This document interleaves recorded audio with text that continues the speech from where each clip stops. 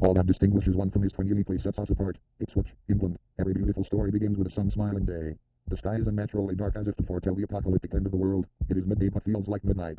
The gloomy clouds pour down curtains of rain. A man with a small blue bird on his shoulder urges his steps out of a bank into the sludgy street. His umbrella is tilted deep down and his face is entirely obscured. In no time, the lower part of his pants gets drenched. He doesn't bother to avoid puddles. At each step his wet shoes squeak like a baby frog croaking. The man, noticeably fragile and shy, is in his mid-40s with light brown hair that covers most of his green eyes. The center of his attention is habitually evasive. The name shown on his bank account is what, judging from the bulge of his pocket, he has withdrawn a good sum of money. As he just turns around the corner of the bank building into a nearby alley, 2 gunshots are heard from inside the bank. Though the sound is muffled by the rain, it can't be mistaken. It is immediately followed by the noise of people shouting. Wood stops and drops his umbrella. His hands clutch both of his ears, and his eyes are closed tight. In agony he shakes his head violently. Oh no! Not lightning passes swiftly across the black sky, and its echoing thunder shakes the ground. The bird flutters its wings to balance itself and struggles to stay on Wood's shoulder. A moment later, 2 masked men rush out of the building to their car, still firing at the bank. They shout something vile to each other and then drive away, spilling oddly screeching noise behind. Wood moans uncontrollably and struggles to hold in a scream. It's not clear if the running water on his face is rain or tears. A Charlie horse marched into the house, trod upon my calves, and tortured my ill-prepared soul. Now, along with other serious men at a poker table, Wood's expressionless face is seen on the casino surveillance screens from various angles. Watchful eyes intensely scrutinize his every movement. A bluish bird with a bright orange beak sits quietly on his shoulder. There is something disquietingly human about its gaze. Wood's mind seems still clouded even though the rain let up hours ago. No one knows if he enjoys playing poker, but it pays the bills and calms his empty stomach. Wood's hands aren't always great, and yet he has a knack for knowing exactly what to bet and when to fold. Heavy silence fills the room quickly after each bet. The players sit with such an economy of body movement that you could almost hear their thoughts. With high stakes, the game can easily risk a yearly salary. Wood sits completely still, his eyes shut, his thoughts virtually unreadable. Eyes can betray the heart's secrets. Robotically and repeatedly, the cards are shuffled, handed, and examined. The fine grains of time quickly flow down the throat of hourglass. At last, Wood, still expressionless, collects a big pile of chips and stands up to leave. The cameras pick up the gloomy eyes, half suspicious and half incredulous, which follow him as he leaves. 2 hours gaming has passed fade. Sitting in shock, trying to register what has just happened, no one else moves. One player quietly mutters under his breath, not to anyone in particular. Wow, I'll be. He shyly looks around the table, but other players don't seem to be in a mood for after-game chatter. Despite several previous protests, the guy upstairs slammed the door thunderously loud. At present, Wood is in a taxi on the way to his log house, located at the back of the island. The driver makes an attempt to strike up a conversation with her passenger, but Wood's terse answers discourage any further tries. She turns up the radio. Cab Vice possesses superpower to detect the passenger's mood at the speed of light. The driver sneaks a peek at the bird on Wood's shoulder through the rear-view mirror. The taxi arrives at the log house and is soon gone. It is expensive to get to the house from civilization, but Wood finds what he needs in this forsaken place, the ultimate solitude. Time crawls here. Wood sits on a swing bench and gives it a gentle push. Susie sits next to him and leans her head on Wood. The middle-aged man seems happiest when he is with her. With gray hair and a touch of arthritis, Susie is probably as old as Wood, but her personality is unlike his always enjoying company. She is extremely sociable.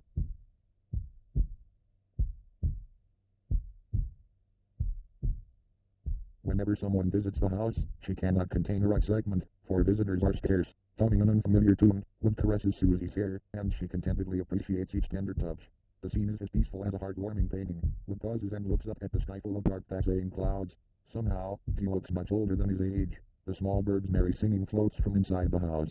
Abruptly, Wood turns his head and glances in my direction as though he senses my presence. Key West, Florida, USA. A sea of people pours into the streets where ocean breezes refresh everyone. Something about Key West reminds of your childhood, with full of surprises that turn your heart glad. Here on this small island, the sun appears to be brighter, and the houses look like ones out of a fairy tale. As my grandpa put it, every paradise on earth is colonized by oldies and homos. Key West isn't an exception. Among the gray-haired people, obvious cross-dressers hand out flyers, and same-gendered couples openly display affection.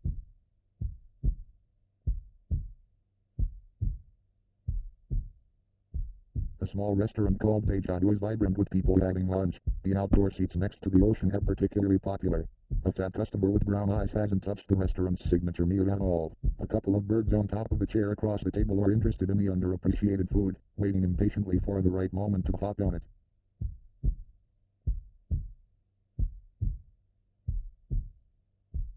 A Among the happy and relaxed people, the obese customer stands out just for being alone. The loner normally uses random names but wears a tattooed fade now and again. I wonder how long the chair can carry the customer's weight. Pretending to read a newspaper, Faith has been glancing at a woman for hours now. Oblivious to her full-time stalker, she joyfully chats with her friends at a distant table. The brown eyes are full of aching sadness.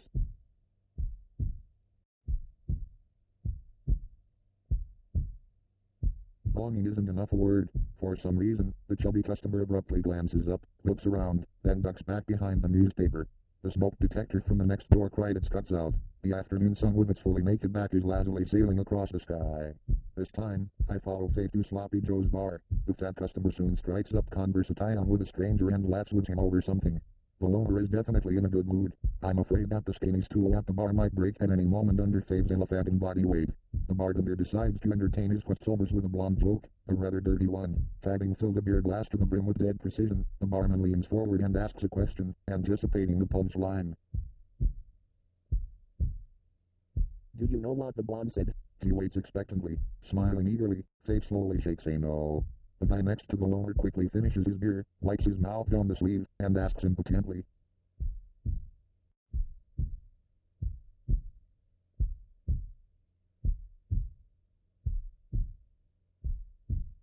What did she say? The bartender pauses for dramatic effect and responds with a smirk. Hold this tight while I'm looking for that. The stranger next to Faith is mildly amused. In contrast, the chubby customer almost dies laughing. The wooden chair squeaks under the heavy weight, and the 4 layers of Faith's chin fold and unfold.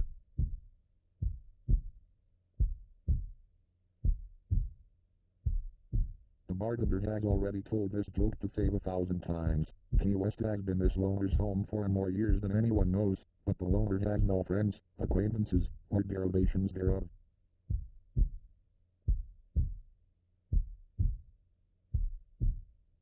Most of the regulars at the bar have acquainted with Faith. For example, the bartender, Frank, told the outcast that despite his cute look, he has been dumped innumerable times because of his insecurity.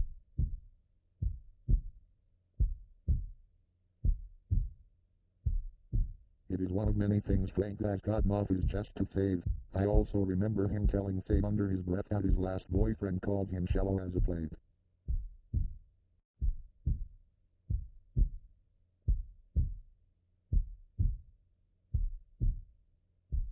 Yet tonight Frank doesn't recognize his secret bearer. The bartender isn't the only one.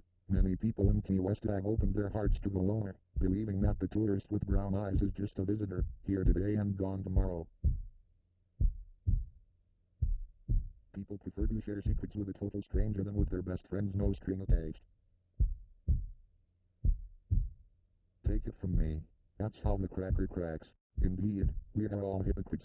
For Faith, the trickiest part is names. The outsider must take care not to call someone by name before it is given afresh.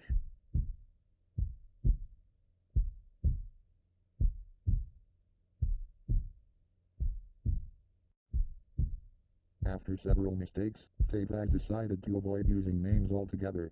I am not sure how the loner, stranded in a crowd, manages such an unstable lifestyle.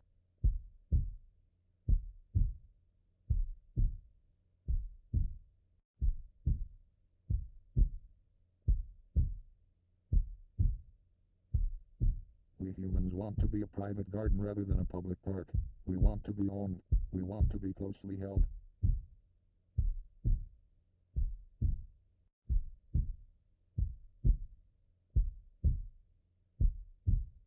Fixed residence, an identification card, a bank account, and a telephone number are all essential for a person's security.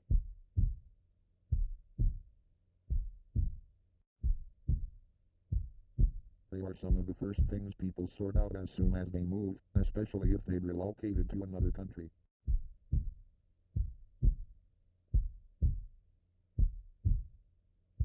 Once they're set, one hard fact is conveniently ignored, that life on this rock is fleeting. To my amazement, Faith has managed to get by with not so much as a suitcase and has led the life of a perpetual tourist, always on the outside looking in almost everyone as a next of kin, but I am not aware of any of Faith's relations.